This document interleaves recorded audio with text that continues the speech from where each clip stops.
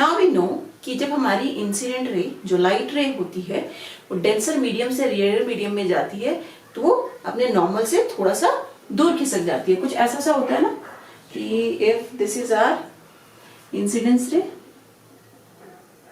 Angle I तो वो normal से थोड़ी सी दूर चली जाएगी, ये हमारा angle R, angle of refraction हो जाएगा। If we keep on increasing this angle of incidence means ये और बड़ा बड़ा बड़ा करते चले जाए तो कुछ टाइम ऐसा भी तो आएगा ना कभी कि ये रे हमारी यहाँ आ जाए, रिफ्लेक्ट होके वो परपेंडिकुलर हो जाए सरफेस के। सी कुछ ऐसा हो सकता है आई और हमारी रिफ्लेक्टेड रे ऐसी आ जाए, करेक्ट। एंगल ऑफ इंसिडेंस क्या हो गया 90 डिग्री। डेंसर से रेयर मीडियम में भी नहीं गई, डेंसर में वो इंटरफेस के पैरेलल हो गई। तो इस सिचुएशन में जब हमारा after refraction angle of refraction 90 हो जाए तो ये एंगल आई होता है। Angle of incidence is known as the critical angle, I is known as I C. When after refraction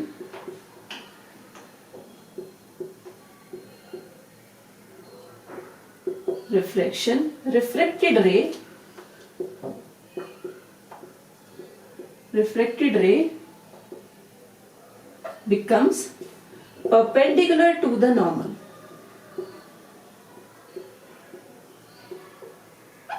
or you can say angle R is 90 degree, then angle of incidence is known as critical angle, critical angle।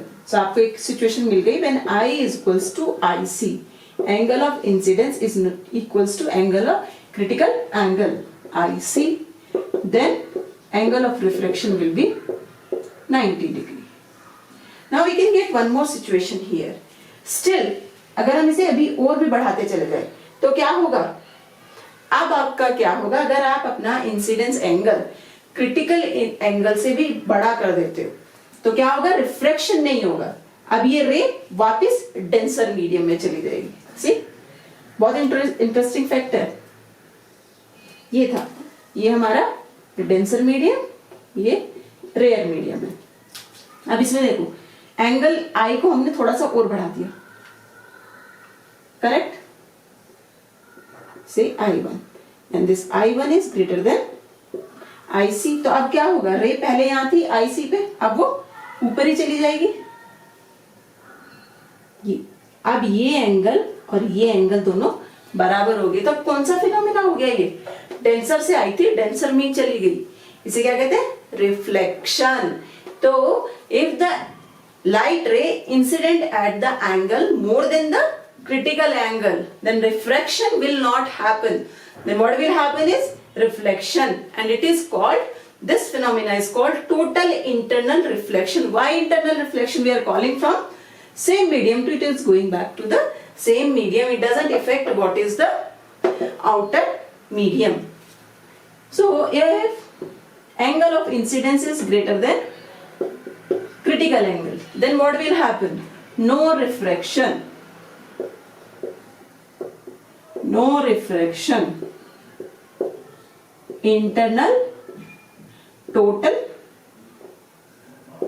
internal reflection will happen, total internal reflection will happen। So these are the two very important note।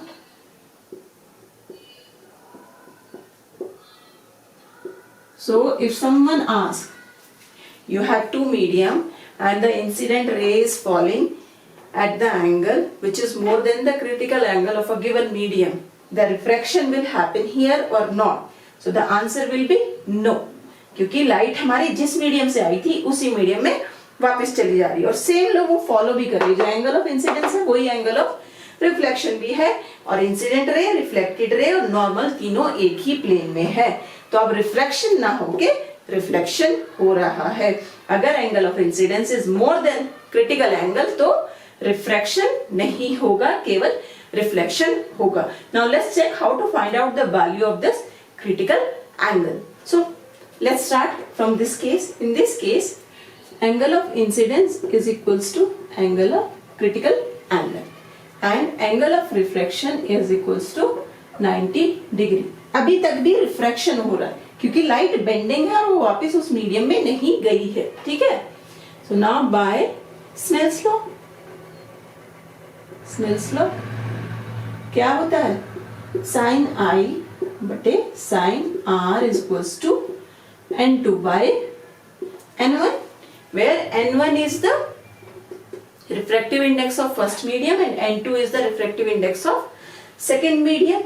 Then angle of incidence is equals to critical angle, angle of refraction is 90 sin 90, n2 by n1, where n1 is the refractive index of first medium, here first medium is denser medium, n2 is the refractive index of second medium, where second medium is the rare medium in this case. Always remember, total internal reflection will only happen when the light is moving from denser to rare.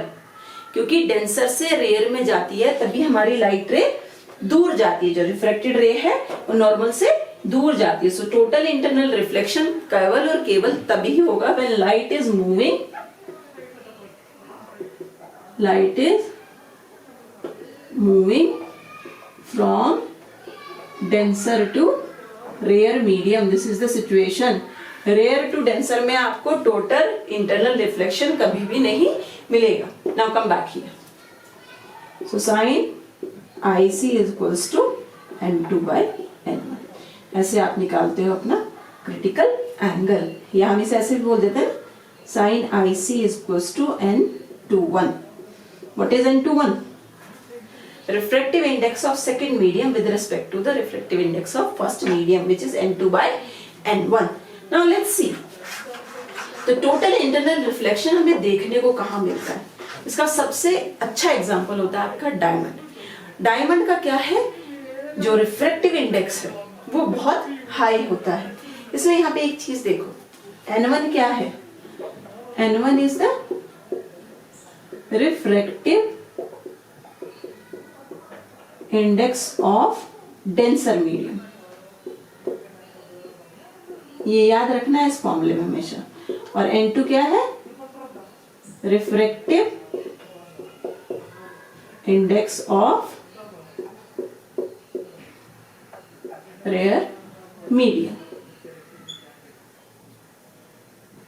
तो यहां से can you find it out, medium जितना ज्यादा denser होगा critical angle उतना ही छोटा होगा. सी n1 जितना बड़ा होगा IC का मान उतना ही छोटा होता चला जाएगा. तो इसको आप समझते हैं डायमंड से. डायमंड का रिफ्रैक्टिव इंडेक्स बहुत हाई होता है. अगर आप एक डायमंड ले लो, सेम उसी कट का आप एक ग्लास ले लो, सो विच वन विल शाइन मोर. दोनों का कट एकदम सेम है, साइज शेप सब एकदम सेम है, पर फिर भी डायमंड में शाइन ज्यादा आएगी पर आपके ग्लास में शाइन कम आएगी. उसका रीजन क्या है? तो देखो अब यहाँ पे क्या होता है, यहां लगा लो. चलो यहां से लाइट आई, ये हुआ इंसिडेंट, देन रेयर से डेंसर मीडियम में आई. चलो यहां पे टक्कर आ गई, देन ये परपेंडिकुलर हुआ, दूर चली गई, बाहर निकल गई. रे आई, रिफ्लेक्ट हुई, बाहर निकल गई. ये हमारा क्या है, ग्लास. ग्लास में ये हो रहा है. डायमंड में क्या होता है, सपोज आपकी रे ऐसे आई, ये, फिर वो इसका क्या होता है कि आपका डायमंड का जो क्रिटिकल एंगल है वो बहुत छोटा होता है. सो जो आपकी इंसिडेंट रे है वो किसी भी एंगल पे आए, मोस्ट ऑफ टाइम वो आपकी बड़ी ही होगी क्रिटिकल एंगल से. तो क्या हो जाएगा, टोटल इंटरनल रिफ्लेक्शन होता चला जाएगा बार बार. So suppose it came here, then it goes here, then it goes here, then it goes here, then it goes here, goes here, then goes here, and then कहीं वो बाहर जाके निकलेगी. तो टोटल इंटरनल रिफ्लेक्शन बार बार आपका raise का diamond के अंदर होता चला जाता है. सो यही रीजन है कि डायमंड हमारे ज्यादा शाइन करते हैं as compare to glass. Now let's find out what is the critical angle for diamond. So sine IC is equals to N2 by N1. Remember, N1 क्या है? Refractive index of denser medium. N2 क्या है? Refractive index of rare medium. Rare medium कौन सा है यहाँ पे? Air. Denser क्या है? डायमंड. डायमंड की रिफ्रैक्टिव इंडेक्स क्या होती है? 2.42. एयर की क्या होती है? 1. सॉल्व करो. 1 by 2.42 साइन IC की वैल्यू हो जाएगी साइन इनवर्स 1 by 2.42. ये एंगल आएगा करीब करीब 24.4 डिग्री आपका एंगल आता है. ग्लास के लिए देखो तो ग्लास के लिए क्या हो जाता है आपका? N1 क्या हो जाएगा ग्लास के लिए? 1.52 होती है रिफ्रैक्टिव इंडेक्स ग्लास की. एयर की अगेन 1 साइन IC N2 बटे N1 1 by 1.52 IC sin inverse 1 by 1.52 IC more or less 41.1 degree. तो इसे हम बोल सकते हैं इक्वलेंट टू 41 डिग्री. तो अब यहाँ पे देखो, यहाँ पे IC क्या है? डायमंड के लिए डायमंड लिख दिया चलो 24 के करीब करीब है. ठीक है. और ग्लास के लिए क्रिटिकल एंगल इसका करीब करीब दुगना है. और टोटल इंटरनल रिफ्लेक्शन कब होता है? जब एंगल ऑफ इंसिडेंस हमारा क्रिटिकल एंगल से बड़ा हो. तो किसमें टोटल इंटरनल रिफ्लेक्शन होने के चांसेस ज्यादा हैं? इसमें या इसमें? इसमें, क्योंकि यहाँ क्रिटिकल एंगल बड़ा है. अगर हमारा एंगल ऑफ इंसिडेंस 27 भी होगा तो यहाँ टोटल इंटरनल रिफ्लेक्शन हो जाएगा. और यहाँ अगर 37 भी होगा तो भी नहीं होगा. ठीक है. सो टोटल इंटरनल रिफ्लेक्शन के लिए जितना ज्यादा आपका रिफ्लेक्टिव इंडेक्स होगा फर्स्ट मीडियम का, उतना छोटा आपका क्रिटिकल एंगल होगा. और क्रिटिकल एंगल जितना ज्यादा छोटा हो उतनी जल्दी आपको अपना टोटल इंटरनल रिफ्लेक्शन मिल जाएगा. ठीक. आज के लिए इतना ही. फिर मिलेंगे नेक्स्ट वीडियो में. पढ़ते रहिए, नोट्स बनाते रहिए.